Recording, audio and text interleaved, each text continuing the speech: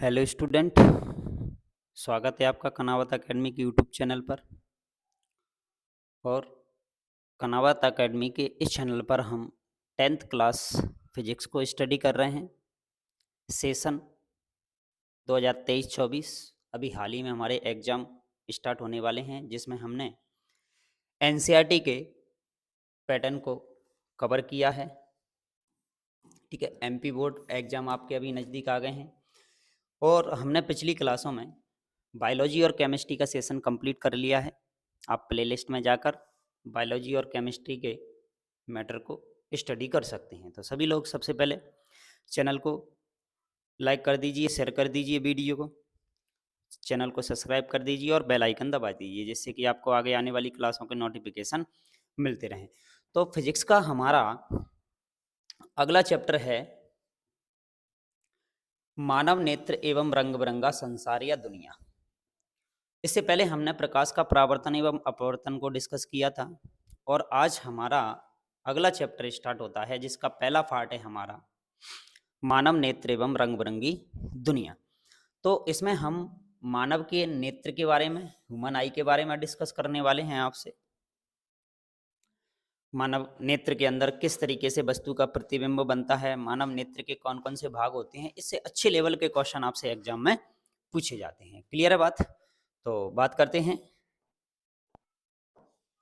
तो सबसे पहले हमें दे रखा है क्या, मानव नेत्र, ह्यूमन आई।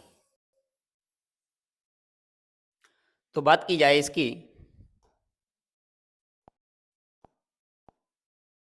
ह्यूमन आई के बारे में, तो मानव नेत्र एक अत्यंत मूल्यवान एवं सुग्राही ज्ञानेंद्रियां हैं भाई हमारी। ज्ञानेंद्रियों की यदि बात करें तो ज्ञानेंद्रियां हमारे पास और भी हैं, जैसे कि सबसे पहले हम बात करें क्या, मानव नेत्र, ये भी हमारी एक ज्ञानेंद्री है। दूसरी की बात करें हम, कान भी हमारे ज्ञानेंद्री हैं। अगली बात की जाए त्वचा,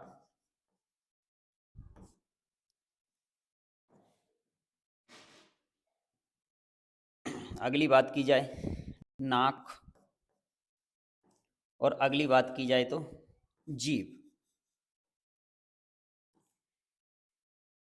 ये हमारी 5 ज्ञानेंद्रियां हैं। आँखों के द्वारा हम वातावरण में होने वाली घटना को देख सकते हैं, कानों के द्वारा हम सुन सकते हैं, त्वचा के द्वारा हम ठंडा गर्म महसूस कर सकते हैं स्पर्श, और नाक के द्वारा हम किसी भी वस्तु को सूंघ सकते हैं, और जीभ के द्वारा हम स्वाद के बारे में बताते हैं। तो ये हमारी ज्ञानेंद्रियां हैं, और इनमें से सबसे पहली ज्ञानेंद्रिय हमारी क्या, नेत्र। तो आँख के बारे में यदि बात की जाए तो आँख एक अत्यंत मूल्यवान सुग्राही ज्ञानेंद्रिय है, और यह आँख कैमरे की तरह ही कार्य करता है। हम इस अद्भुत संसार में रंग बिरंगी विभिन्न चीजों को देख पाते हैं, किसके द्वारा, आंख के द्वारा ही संभव है। क्लियर बात? तो बात की जाए इस आंख की, तो आंख जो है ना, वो नेत्र है ना, मानव नेत्र जो है ना, यह गोलक में स्थित होता है भाई। गोला आकार का एक गोलक होता है, जिसके अंदर ये मानव नेत्र, ह्यूमन नेत्र स्थित होता है। और इस गोलक का जो व्यास होता है ना, वो व्यास 2 से 3 सेंटीमीटर के आसपास होता है। भाई याद रखना है सभी को, नेत्र गोलक का जो व्यास होता है वो कितना होता है, 2 से 3 सेंटीमीटर होता है। तो बात करते हैं, देखो स्लाइड में चलते हैं। ये हमें मानव नेत्र दे रखा है भाई, ये पूरा पूरा जो गोल आपको दिखाई दे रहा है, इसी को हम नाम दे देते हैं क्या, नेत्र गोलक। क्लियर बात? इसी को बोला जाता है पूरे को नेत्र गोलक, नेत्र गोलक, जिसका व्यास कितना होता है भाई, 2 से 3 सेंटीमीटर के आसपास इसका व्यास रहता है, यानी डायमीटर हम मापे हैं इसका।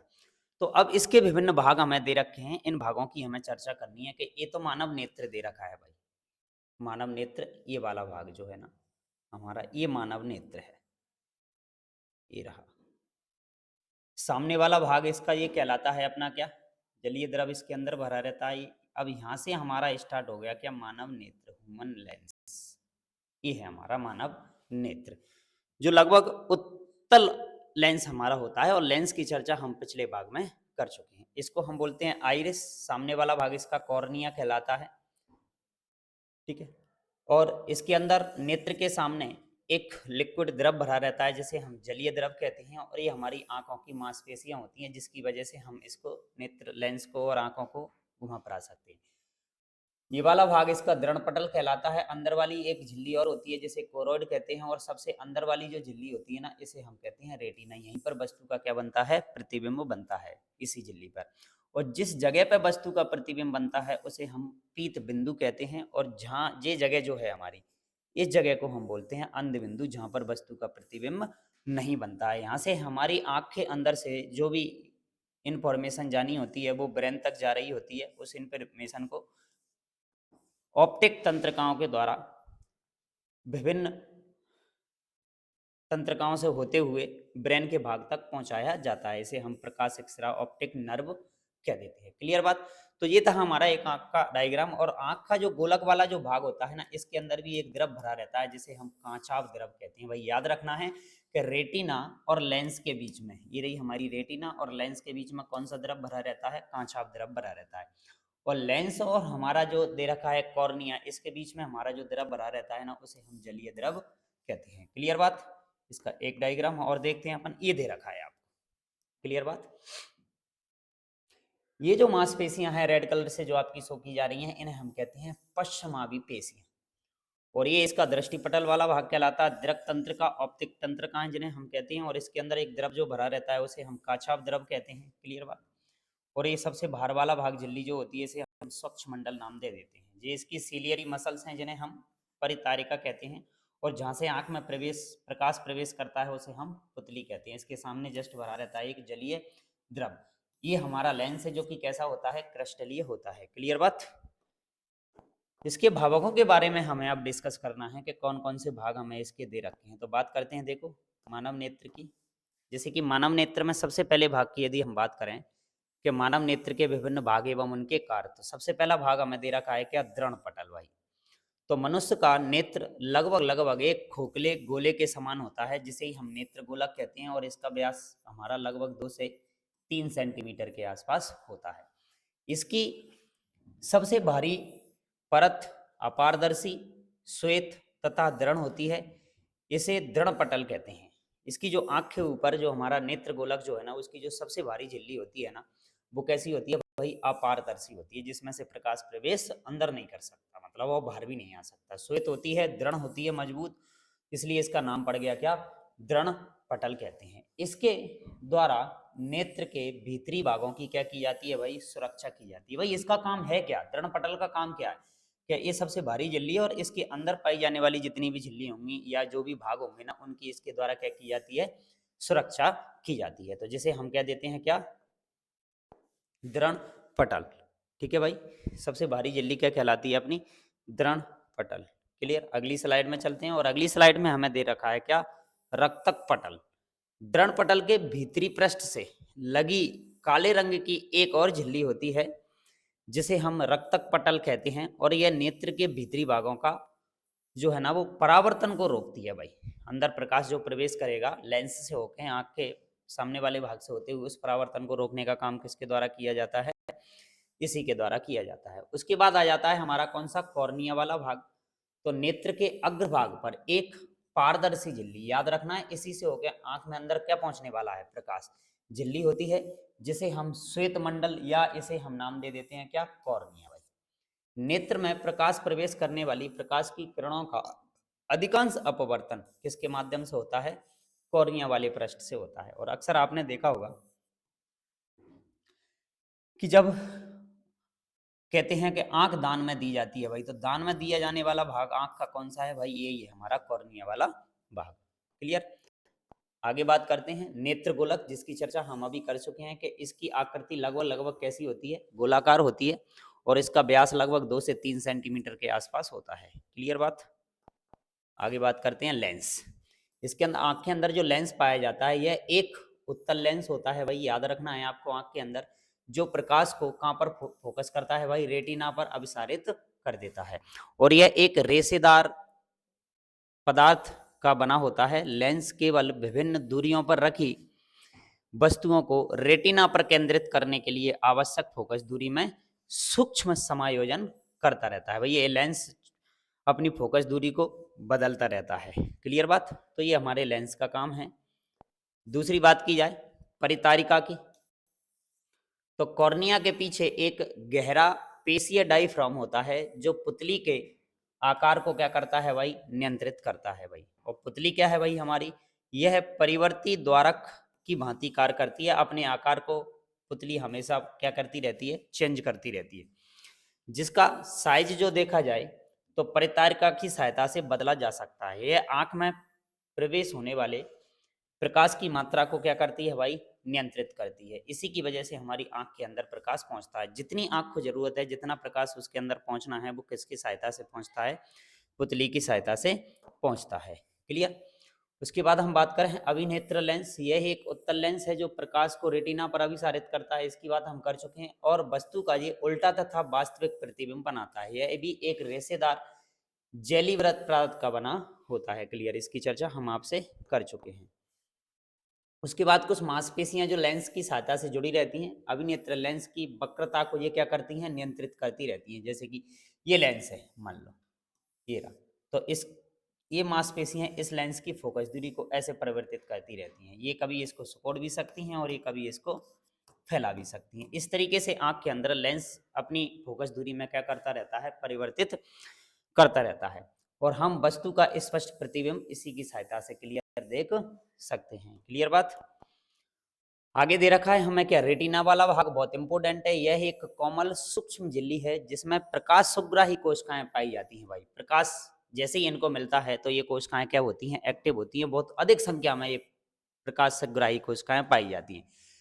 प्रतिदीप्त होने पर प्रकाश सुग्राही कोशिकाएं जो होती हैं ना, वो क्या हो जाती हैं, एक्टिव, और विद्युत सिग्नल पैदा कर देती हैं भाई। और ये सिग्नल दृक तंत्रिकाओं के द्वारा होते हुए कहाँ पहुंचा दिया जाता है भाई, मस्तिष्क तक पहुंचा दिया जाता है। मस्तिष्क इन सिग्नलों की व्याख्या करता है और हम वस्तु को क्लियरली देख पाते हैं। तो ये वाली कहानी है भाई कि प्रकाश जैसे ही आंख के अंदर प्रवेश करा, रेटिना की अंदर पाई जाने वाली प्रकाश सुग्राही जो कोशिकाएं होती हैं उनको विद्युत आवेग में बदल देती हैं।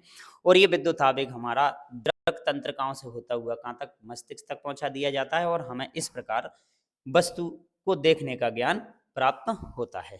दूसरी बात की जाए, अब आगे चर्चा करते हैं इसमें। दूसरा दे रखा है हमें दूरबिंदु। भाई दूरबिंदु क्या होता है, एग्जाम में किस तरीके से क्वेश्चन पूछा जाएगा, क्वेश्चन पूछा जाएगा भाई दूरबिंदु किसे कहते हैं भाई। आंख के लिए सबसे दूर बिंदु कौन सा है, तो वह दूरतम बिंदु जिस तक कोई नेत्र वस्तुओं को स्पष्ट रूप से देख सकता है, नेत्र का दूर बिंदु कहलाता है। और सामान्य नेत्र के लिए यह अनंत दूरी पर होता है भाई। देखो दूर बिंदु की यदि बात की जाए तो हम अनंत पर रखी हुई वस्तु को भी आसानी से क्लियरली देख पाते हैं। जैसे कि मान लो सूर्य और चंद्रमा हैं, ये भी तो हमारे से बहुत ज्यादा दूरी पर है, लेकिन क्या उनको भी तो हम देख पा रहे हैं ना, क्लियर है ना। तो दूरबिंदु आंख के लिए कितना हो रहा है, अनंत दूरी पर होता है। क्लियर? बात की जाए फिर निकट बिंदु की, तो निकट बिंदु कितना होता है भाई, ये आपको याद रखना है। 25 सेंटीमीटर की जो दूरी होती है ना, वो हम पास में वस्तु को क्लियर देख सकते हैं। इससे ज्यादा यदि हम पास में किसी वस्तु को ले आए तो हम उसको क्लियर नहीं देख सकते। तो दो क्वेश्चन आपके लिए हो गए क्या, एक निकट बिंदु आंख के लिए कितना होता है, निकट बिंदु, और एक होता है दूर बिंदु भाई। दूर बिंदु आंख के लिए दूर रखी वस्तु को हम स्पष्ट कहां तक देख सकते हैं, तो अनंत दूरी तक हम दूर पे रखी वस्तु को देख सकते हैं। और निकट दृष्टि की स्पष्ट देखने के लिए किसी वस्तु को दूरी कितनी होती है भाई, ये होती है हमारी 25 सेंटीमीटर, याद रखना है आपको। क्लियर बात? बात करते हैं आगे। और अगली स्लाइड में दे रखा है भाई समंजन क्षमता किसे कहा जाता है। क्वेश्चन बहुत पूछा जाता है कि समंजन क्षमता किसे कहते हैं। तो अभिनेत्र जो होता है ना, उत्तल लेंस जो आंख के अंदर पाया जाता है ना, कि उसकी वह क्षमता जिसके कारण वह अपनी फोकस दूरी को क्या कर सकता है, समायोजित कर लेता है, उसी को अपन क्या कह देते हैं भाई, समंजन क्षमता कह देते हैं।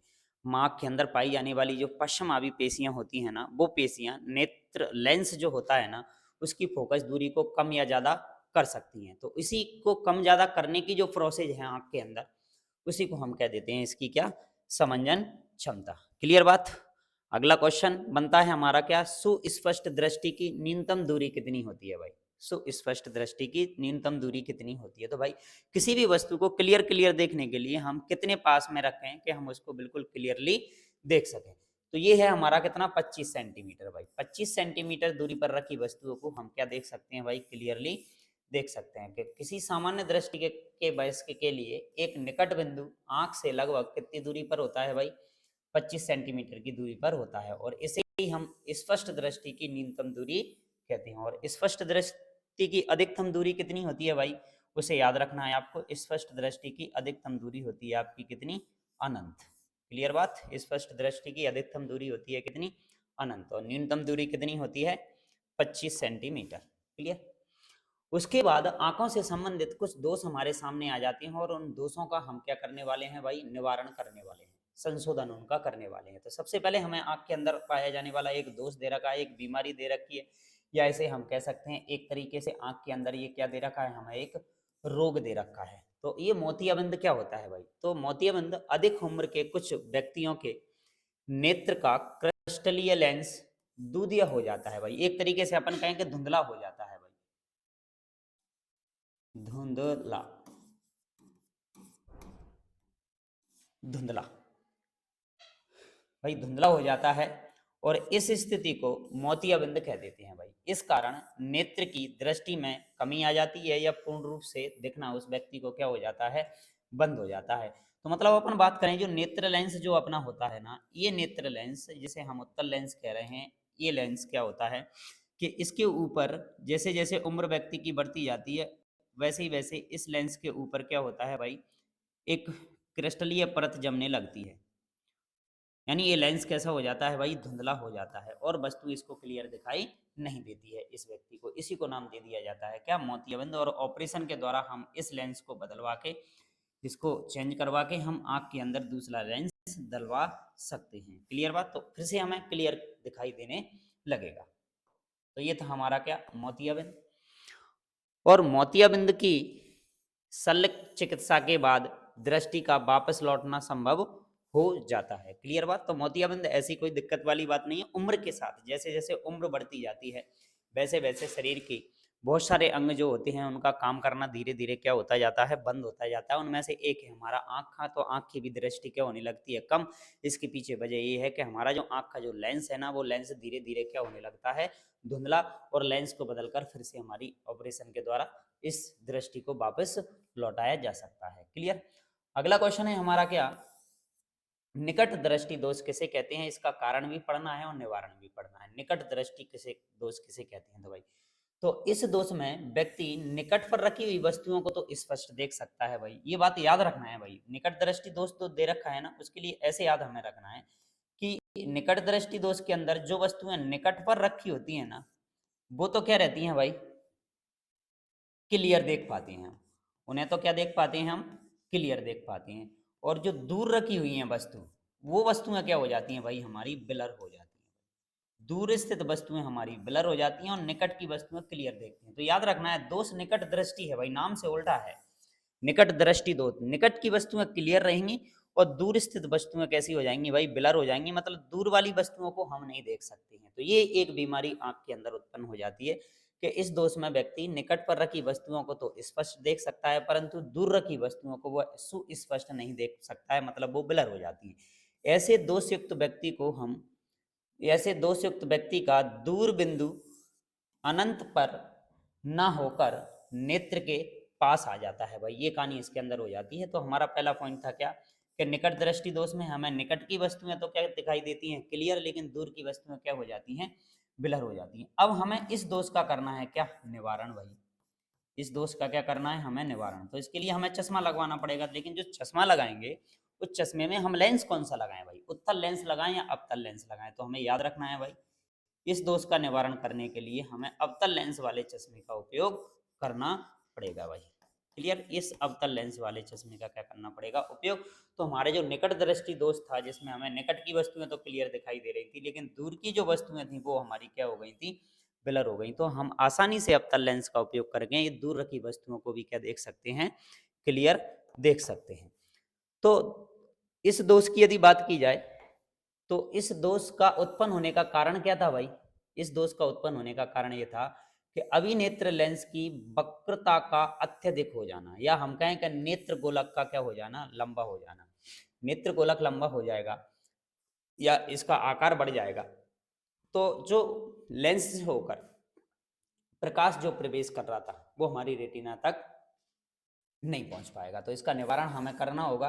तो इस दोष का किसी उपयुक्त क्षमता के अवतल लेंस, जिसे हम अपसारी लेंस भी कहते हैं भाई, हम पढ़ चुके हैं लेंस वाली कहानी में, इसके उपयोग के द्वारा इसे ठीक किया जा सकता है। और उपयुक्त क्षमता का अवतल लेंस वस्तु के प्रतिबिंब को वापस दृष्टिपटल, जिसे हम क्या कहते हैं, रेटिना पर ले आता है, तथा इस प्रकार इस दोष का क्या हो जाता है भाई, संशोधन हो जाता है। तो भाई हमें निकट दृष्टि दोष में हमारी निकट की वस्तुएं तो क्लियर दिखाई दे रही थी, लेकिन हमारे दूर की दृष्टि हमारी जो थी ना, वो कैसी हो गई थी, धुंधली हो गई थी, उन्हें हम क्लियर नहीं देख पा रहे थे। तो उनका निवारण करने के लिए हमें क्या करना पड़ेगा भाई, अवतल लेंस का चश्मा लगाना पड़ेगा। क्लियर? तो ये कहानी हमें दे रखी है भाई कि जैसे ही हम अवतल लेंस का चश्मा इसके अंदर लगा लिया जाएगा, ये मान लो निकट दृष्टि दोष वाला व्यक्ति हमें दे रखा है, और निकट दोष दृष्टि दोष में व्यक्ति को ये प्रकाश की किरणें मान लो चल के आ रही हैं आपकी, ठीक है, और ये है हमारा क्या, लेंस, और ये आँख का एक रनिंग डायग्राम हमें जो दे रखा है, इसमें इससे जो अपवर्तन होने वाला है ना, वो वस्तुओं का अपवर्तन हो गया, प्रकाश इस बिंदु पर फोकस हो गया भाई। वैसे प्रतिबिंब ये किरणा कहाँ पे आके मिलनी चाहिए थी, इस आर बिंदु पर हमें मिलनी चाहिए थी। मान लो जी आर जो बिंदु दे रखा है, उस पर प्रकाश की किरणों को मिलना चाहिए था, लेकिन ये प्रकाश की किरणें पहले ही इस बिंदु से, रेटिना से पहले ही क्या हो गई, फोकस हो गई, और यहाँ पर वस्तु का क्या बन गया, प्रतिबिंब। ये प्रकाश की किरणें चल के आ रही है हमारी कहाँ से, अनंत से। तो दूर से चलने वाली प्रकाश की किरणें दूर दृष्टि को क्या नहीं कर पाती हैं, क्लियर नहीं देख पाती हैं। तो इसका निवारण करने के लिए हम क्या करने वाले हैं भाई, इसके अंदर हम लगाने वाले हैं क्या, अवतल लेंस भाई, अवतल लेंस लगाने वाले हैं। और ये अवतल लेंस इन प्रकाश की किरणों को जो इस जगह पर फोकस हो रही थी, उन प्रकाश की किरणों को वापस फोकस कर देगा कहाँ पर, इस बिंदु पर, आर पर, और हमें ये वस्तु अब कैसी दिखाई देने लगेगी, क्लियर दिखाई देने लगेगी। तो ये काम है हमारा किसका, निकट दृष्टि दोष का। और निकट दृष्टि दोष के अंदर हमने जस्ट अभी हाल ही में पढ़ा था कि जो निकट दृष्टि दोष होता है, उसमें हमें निकट की वस्तुएं तो कैसी दिखाई देती हैं भाई, साफ साफ दिखाई देती हैं, क्लियर दिखाई देती हैं, लेकिन जो दूर की जो वस्तुएं होती हैं हमारी, वो दूर की वस्तुएं हमारी कैसी हो जाती हैं भाई, ब्लर हो जाती हैं। तो दूर की वस्तुओं को भी हमें क्लियर क्लियर साफ साफ देखना है, तो उसके लिए हमें कौन सा लेंस लगाना पड़ेगा भाई, अवतल लेंस का क्या करना पड़ेगा, उपयोग करना पड़ेगा। ठीक है भाई, तो ये आंख के अंदर हमें एक अवतल लेंस वाला चश्मा लगाना पड़ेगा, और इस व्यक्ति को ये दोष जो था कि हम जिसमें दूर की वस्तुओं को क्लियर नहीं देख पा रहे थे, वो क्या हो जाएगा भाई, हमारा क्लियर हो जाएगा। क्लियर बात? अब बात करते हैं दीर्घ दृष्टि दोष, इसी को हम कह देते हैं क्या, दूर दृष्टि दोष भाई, याद रखना है आपको, दूर दृष्टि दोष। ठीक है भाई, दूरदृष्टि दोष। भाई दूरदृष्टि दोष में क्या होने वाला है भाई, अब दूरदृष्टि दोष में है होने वाला है कि जो दूर की वस्तुएं है ना भाई, वो तो हमारी कैसी रहेंगी, क्लियर रहेंगी, और जो निकट की वस्तुएं हैं, हमें जो पास की वस्तु हैं निकट वाली, उन वस्तुओं को हमारी, वो वस्तुएं कैसी हो जाएंगी, हमारी ब्लर हो जाएंगी। मतलब अब हम पास की वस्तुओं को क्लियर नहीं देख सकते, लेकिन दूर की नज़र हमारी बिल्कुल ठीक है, लेकिन पास की नज़र हमारी क्या हो गई है, खराब हो गई है। तो इस पास की नज़र को दूर करने के लिए फिर हमें एक लेंस फिर से लगाना पड़ेगा, और इसका निवारण करने के लिए फिर हमें लेंस यूज करना पड़ेगा। उस लेंस का नाम है भाई क्या, उत्तल लेंस। भाई याद रखना है, उत्तल लेंस। उत्तल लेंस का हमें क्या करना पड़ेगा, उपयोग करना पड़ेगा। तो आप आसानी से एक चीज को याद कर लेते हैं, देखो दूरदृष्टि दोष, दा पर उ की मात्रा, उ से उत्तल, भाई ऐसे याद रख सकते हो आप इसको, अगर भूले ना तो। और बाकी का निकट दृष्टि दोष में किस लेंस का उपयोग करेंगे फिर हम, उसके लिए हम अवतल लेंस का उपयोग करेंगे। तो पढ़ते हैं भाई, देखते हैं क्या दे रखा है कि दृष्टि दोष युक्त कोई व्यक्ति दूर की वस्तुओं को तो स्पष्ट देख सकता है, परंतु निकट पर रखी हुई वस्तुओं को जो स्पष्ट नहीं देख पाता है। ऐसे दोष व्यक्ति का निकट बिंदु सामान्य निकट बिंदु से 25 सेंटीमीटर से क्या हो जाता है, दूर हट जाता है। दोष उत्पन्न होने का कारण क्या है भाई, अभी नेत्र लेंस की फोकस दूरी क्या हो जाती है भाई, अत्यधिक हो जाती है। तो ये प्रकाश की किरणों को रेटिना के बाहर फोकस करता है, रेटिना पर फोकस नहीं करता है। या हम कह सकते हैं कि इसमें नेत्र गोलक का जो आकार होता है ना वो क्या हो जाता है भाई, छोटा हो जाता है। जैसे कि मान लो अभी नेत्र गोलक ये था अपना, अब नेत्र गोलक का आकाश कैसा हो गया, छोटा हो गया। तो ये प्रकाश की किरणें जो सामने से चल के आ रही हैं लेंस के द्वारा, ये प्रकाश की किरणें इधर जाकर कहीं क्या होती हैं, फोकस हो जाती हैं और यहाँ पर वस्तु का प्रतिबिंब बनता है, तो हमें वस्तु क्लियर नहीं दिखाई देती है। तो इसका निवारण करने के लिए हमें क्या करना पड़ेगा, इसका निवारण करने के लिए हमें उत्तल लेंस लगाना पड़ेगा और ये उत्तल लेंस इन प्रकाश की किरणों को वापस कहाँ पर फोकस कर देगा भाई, इस जगह पर रेटिना पर, जहाँ पर पीत बिंदु जिसको हम बोलते हैं, और वस्तु हमें कैसी दिखाई देने लगेंगी, क्लियर। तो बात करते हैं देखो निवारण की, कि इस दोष को उपयुक्त क्षमता वाले अभिसारी लेंस, और अभिसारी लेंस को ही हम बोलते हैं क्या भाई, उत्तल लेंस। पढ़ चुके हैं पिछली क्लास में, हमने देखा था फिजिक्स का, हमने परावर्तन अपवर्तन पढ़ा था, उसमें लेंस की भी हमने चर्चा की थी। इसका उपयोग करके संशोधित किया जा सकता है और उत्तल लेंस युक्त चश्मे दृष्टिपटल पर वस्तु का प्रतिबिंब फोकस कर देते हैं और इसके लिए आवश्यक अतिरिक्त क्षमता भी क्या करते हैं भाई, प्रदान करते हैं। तो देखते हैं भाई, ये है हमारा क्या, दूरदृष्टि दोष से संबंधित एक डायग्राम। तो बात करते हैं देखो इसकी, ये है हमारा क्या, नेत्र गोलक भाई, और ये हमारी दे रखी है क्या, रेटिना। ये है रेटिना और ये रहा इसके अंदर क्या, लेंस।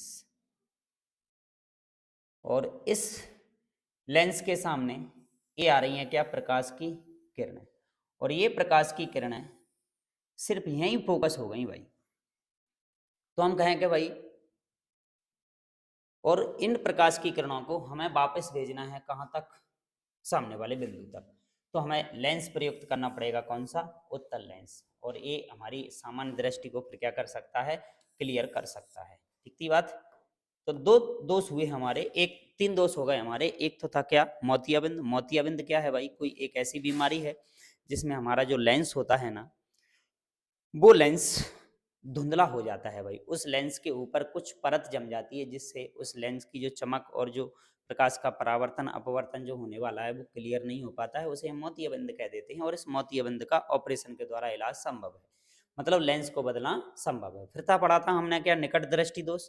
और निकट दृष्टि दोष में हम निकट की वस्तुओं को तो क्लियर देख पा रहे थे, लेकिन दूर की वस्तुओं को हम क्लियर नहीं देख पा रहे थे, मतलब दूर की वस्तुएं क्या हो गई थी, ब्लर हो गई थी। इसका निवारण करने के लिए हमने अवतल लेंस का उपयोग किया था। वैसे ही था हमारा दूरदृष्टि दोष, और दूरदृष्टि दोष में दूर की वस्तुएं क्लियर थी, निकट की वस्तुएं क्या हो गई थी, ब्लर, और इसका निवारण करने के लिए हमने अवतल लेंस का उपयोग किया। क्लियर बात भाई। तो भाई बात करते हैं अगले जरा दृष्टि दोष, जिसे हम बोलते हैं जरा दृष्टि दोष। जरा मतलब होता है भाई क्या, बुढ़ापा। बुढ़ापा, जरा मतलब होता है क्या, बुढ़ापा। और बात करते हैं देखो बुढ़ापे की बीमारी। तो देखो आयु में वृद्धि होने के साथ साथ मानव नेत्र में जो समंजन की जो क्षमता होती है ना, वो भी क्या हो जाती है भाई, कम हो जाती है। आंखों की जो समंजन क्षमता होती है ना, उम्र बढ़ने के साथ साथ वो भी क्या हो जाती है, कम हो जाती है। और अधिकांश व्यक्तियों का निकट बिंदु जो होता है ना, दूर हट जाता है, और इस दोष को ही हम नाम दे देते हैं क्या, जरा दृष्टि दोष भाई। तो आंखों की जो मांसपेशियां हैं, यदि क्लियरली बात बोला जाए, तो इसमें जो आंखों की जो मांसपेशियां हैं ना, वो मांसपेशियां क्या हो गई हैं भाई, कमजोर हो गई हैं। जरा दृष्टि दोष में मांसपेशियां क्या हो जाती हैं भाई, कमजोर हो जाती हैं। और मांसपेशियों के कमजोर होने की वजह से आंख के अंदर एक जरा दृष्टि दोष रोग उत्पन्न हो जाता है। तो इसके उत्पन्न होने का कारण क्या है भाई, कि जो हमारी आंख की पेशियां हैं, जिन्हें हमने पश्चमावी पेशियां बोला था, सीलियरी मसल्स जिनको हमने बोला था, वो धीरे धीरे क्या हो जाती हैं, दुर्बल हो जाती हैं, जिसे हम कहेंगे कि भाई वो क्या हो जाती हैं, कमजोर हो जाती हैं। तथा क्रिस्टलीय लेंस के लचीलेपन में क्या आ जाती है भाई, कमी आ जाती है। उसके कारण ये दोष हमें उत्पन्न हो जाता है, कौन सा, जरा दृष्टि दोष। और इस जरा दृष्टि दोष का निवारण हम उत्तल लेंस का उपयोग करके आसानी से कर सकते हैं। क्लियर भाई बात। तो एक और बीमारी हमारे सामने थी क्या, जरा दृष्टि दोष। लेकिन क्या होता है, कभी कभी किसी व्यक्ति के नेत्र में ये दोनों ही प्रकार के दोष, निकट दृष्टि दोष तथा दूरदृष्टि दोष, दोनों ही उत्पन्न हो जाते हैं भाई। मतलब निकट दृष्टि दोष भी उत्पन्न हो गया मान लो आंख के अंदर, और दूरदृष्टि दोष भी उत्पन्न हो गया भाई, दोनों दोष साथ साथ में हो गए। और निकट दृष्टि दोष में हमने पढ़ा था कि भाई निकट की वस्तुएं तो क्या थी भाई, निकट की वस्तुएं थी हमारी कैसी, क्लियर,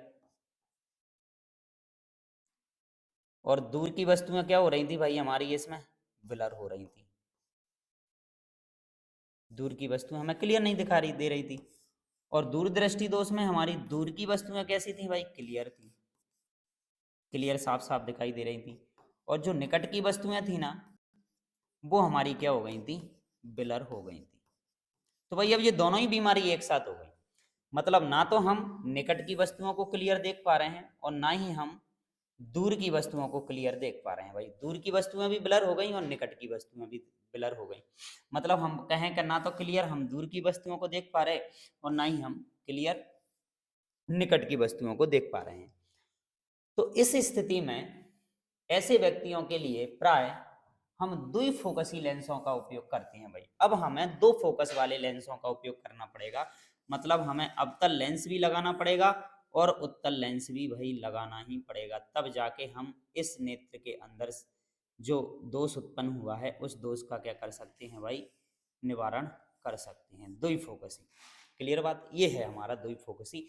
अब इन दोनों के मिलने से हमें द्विफोकसी लेंस बनाना होगा। तो ये तो बनाया हमने ये लेंस और इसकी वजह से ये बना और ये लगा दिया हमने ये लेंस। तो इस तरीके के लेंस का हमें क्या करना पड़ेगा, उपयोग करना पड़ेगा, जिसके अंदर अवतल लेंस भी है और इसके अंदर उत्तल लेंस भी है। क्लियर।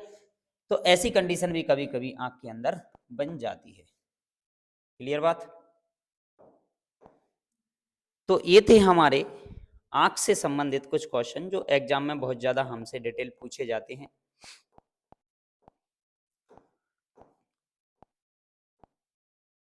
जिसके अंदर हमने आँख के विभिन्न भागों के नाम, उनके कार्य, आँख से संबंधित रोग, इनको हमने क्या किया था भाई, डिस्कस किया था। तो बात करते हैं, देखो हम आज की क्लास में, जिसमें हमने मानव नेत्र एवं रंग बिरंगा संसार फिजिक्स का सेकंड चैप्टर है हमारा ये,